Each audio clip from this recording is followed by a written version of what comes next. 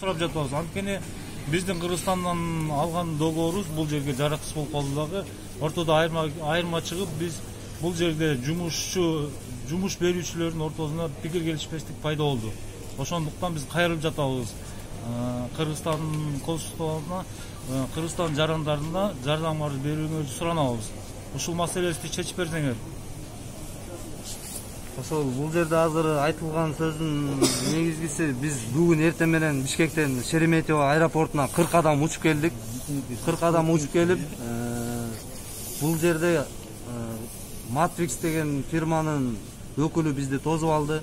Бирок ал Matrix'тин өкүлү айтат, силердин Бишкектеги жазган договоруңар эчтеке жарабайт, 40 саатка эле жарайт деп.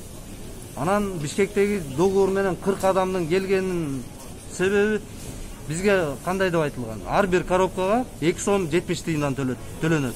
Тамагыңар бир адам 300 рубльга ичсе 150 рубльды ичкен адам төлөйт, 150 рубльды работодатель төлөйт деп. Жатакана бекер деп айтылган.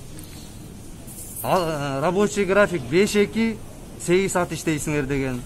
Ошол айтылган бүт договордо жазылгандын баары Matrix'тин өкүлү айтат, эчтек андай жок депчи.